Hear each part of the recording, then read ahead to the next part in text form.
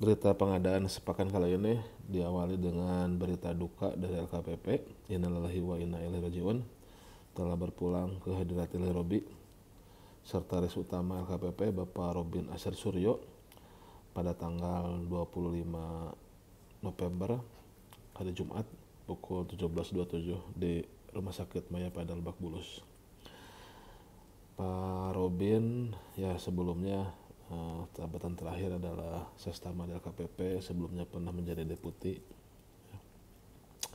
Apabila dilihat dari pendidikannya, beliau menempuh PhD dari Colorado State University, sebelumnya di Universitas Brawijaya, dan memulai karir di Bappenas, kemudian masuk ke LKPP sebagai deputi Monep dan Information System, kemudian terakhir di Sestama. Dia juga aktif di organisasi seperti YAPI ya. Nah, Pak Robin sebagai Dewan Pembina di YAPI juga aktif juga ya, dan juga banyak menulis di jurnal-jurnal yang bisa dilihat di Google ya, silahkan. Pada intinya kalau bagi saya pribadi, Pak Robin ini adalah sosok paling sabar, paling baik lah. Mudah-mudahan diterima di sisi Allah Subhanahu Wa Taala dan diberikan istana di surga. Selamat jalan Pak Robin. Terima kasih atas segala kebaikan, atas segala bimbingan dan arahan kepada kami. Kami insan pertandaan terampil berkeahlian, belajar, berbagi, bekerja, junjung prinsip mulia. Berita selanjutnya adalah LKPP telah melaksanakan Rakor Monep Impres 2 tahun 2022 dengan tagline UMK, Koperasi, dan PDN kuat, ekonomi pulih lebih cepat. Rakor ini dilaksanakan di ASBSD pada hari Selasa tanggal 29 November ya. Dihadiri oleh perwakilan dari kementerian, lembaga, dan pemerintah daerah dalam rangka mendorong dan mendukung peningkatan penggunaan produk dalam negeri, PDN, dan usaha mikro, usaha kecil, dan koperasi ya. Hal ini digaungkan kembali dalam Rakor Monep Impres nomor 2 tahun 2022 ya. Dalam kesempatan tersebut Pak Hendar, Kepala LKPP ya, yang baru, ataupun Pak Hendi panggilannya, menyampaikan agar implementasi Impres nomor 2 tahun 2022 dapat mendukung peningkatan penggunaan PDN dan produk UMK koperasi guna pemulihan dan pemerataan ekonomi. Nah, ini penggunaan produk impor harus dikurangi dan bahkan dihilangkan. Untuk itu perlu terus adanya terobosan-terobosan untuk meningkatkan penggunaan produksi dalam negeri. Pak Presiden, Pak Joko Widodo juga hadir secara virtual dan mengapresiasi upaya LKPP dalam peningkatan produk dalam negeri serta usaha mikro kecil koperasi. Laporan yang saya terima dari LKPP adalah sebuah capaian yang bagus, menunjukkan belanja produk dalam negeri sudah semakin meningkat. Tapi belanja produk dalam negeri tahun depan, tahun 2023 harus lebih tinggi lagi. Nah, itu arahan dari Pak Presiden ya. Kemudian juga hadir juga Pak Menteri Perindustrian, mendorong peningkatan penggunaan PDN dan belanja melalui program sertifikasi tingkat komponen dalam negeri. Pak Menteri Perindustrian, Pak Agus Gumiwang Kartasasmita, mengatakan bahwa Kemenperin telah berupaya mempercepat, mempermudah, dan memperbanyak sertifikasi TKDN. Salah satunya dengan menggratiskan dan mempermudah proses sertifikasi TKDN bagi industri kecil agar bisa ikut serta dalam pengadaan bazar pemerintah dan menjadi prioritas untuk dibeli melalui akselerasi percepatan PDN, bisa masuk ke dalam katalog elektronik LKPP. Ke depan kami harap semakin banyaknya PDN yang dapat memenuhi kebutuhan pengadaan bazar pemerintah.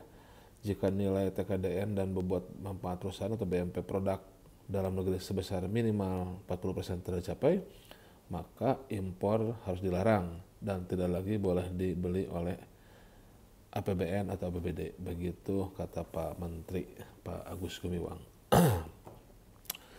Kemudian mantan kepala LKPP sebelumnya juga Pak Anas yang sekarang menjadi Menteri Pendayagunaan Aparatur Negara dan Reformasi Birokrasi PAN-RB mengungkapkan dalam rangka mendorong program prioritas Presiden Joko Widodo, Kemenpan RB telah mendukung reformasi birokrasi untuk mendukung penggunaan anggaran pemerintah yang efektif atau tepat sasaran, efisien, serta memprioritaskan penggunaan produk dalam negeri untuk memenuhi kebutuhan barang, jasa, dan modal pemerintah dengan peningkatan penggunaan produk dalam negeri melalui katalog elektronik serta penilaian RB tematik.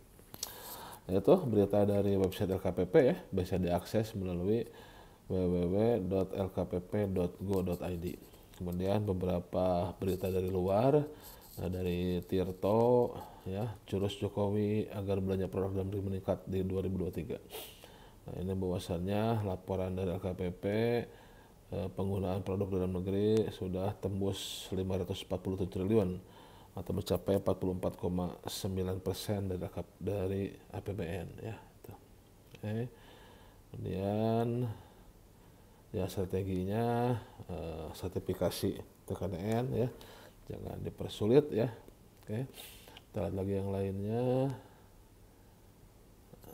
sebagai berita dari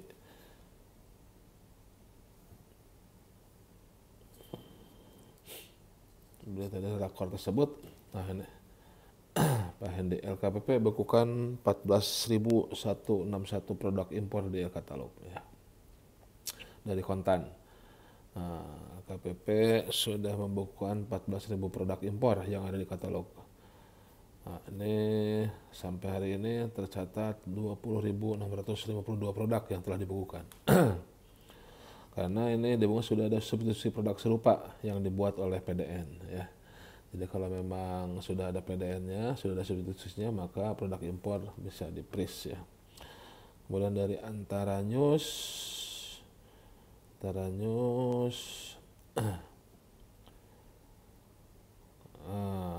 ini ya di kanal YouTube LKPP arahan online Pak Jokowi ya, bahwasannya kita sedang menghadapi situasi dunia yang tidak baik-baik saja. Untuk itu kita harus punya strategi besar dalam menggunakan kekuatan yang kita miliki untuk makin kuat dan mandiri ya. Salah satu strateginya adalah meningkatkan penggunaan belanja produk-produk dalam negeri. Oke. Dari Kompas terakhir, dari Kompas ya. Nah, ini arahan dari Pak Jokowi, peningkatan produk impor harus semakin kecil dan dihilangkan ya. Itu arahannya. Belanja produk dalam negeri 2023 harus lebih tinggi lagi. Sebaliknya penggunaan produk impor harus semakin kecil dan dihilangkan, ujar Jokowi dalam rapat koordinasi LKPP yang disiarkan secara daring. Oke, demikian berita kedua. Terima kasih atas perhatiannya.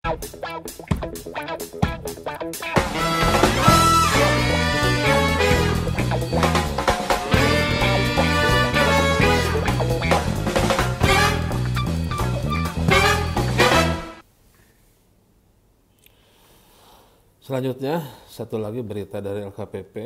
Kepala LKPP menerbitkan SE Surat Edaran Nomor 16 Tahun 2022 untuk mengatasi dampak kenaikan harga BBM dan aspal pada pengadaan belanja pemerintah. Nah, kemarin tanggal 30 November baru disosialisasikan oleh Pak Emin ya. Nanti silahkan di deskripsi ada link YouTube-nya untuk lengkapnya ya, silahkan.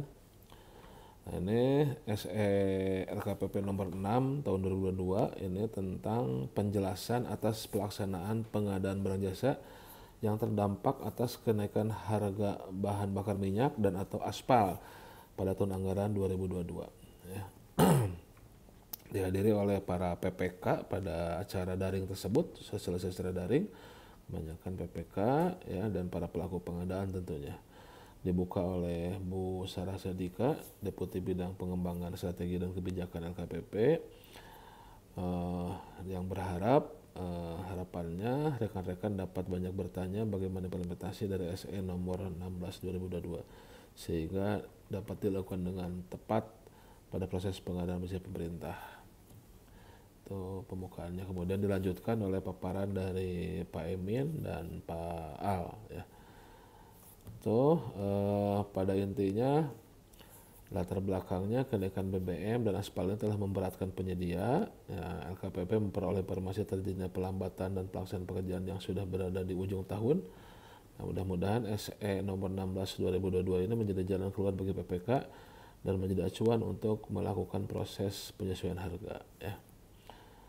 Ruang lingkupnya hanya berlaku untuk kontrak pengadaan beras pemerintah tahun anggaran 2022 yang terdampak pada operasional, penggunaan peralatan alat berat atau alat transportasi yang menggunakan BBM dan atau pekerjaan aspal ya. Jadi ruang lingkup ini dibatasi karena fenomenanya adalah terjadi pada kenaikan BBM, industri dan aspal.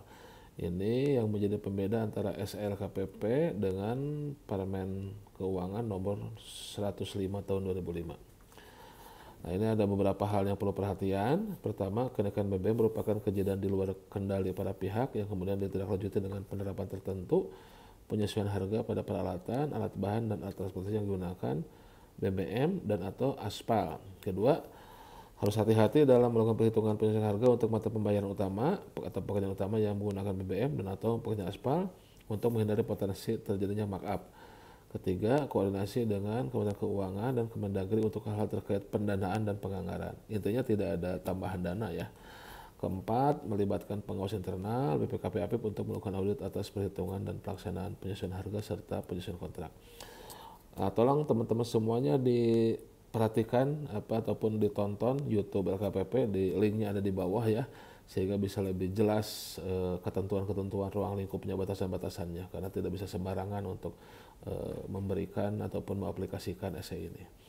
Demikian, terima kasih atas perhatiannya. Sehat selalu dan salam pengadaan dari Bogor.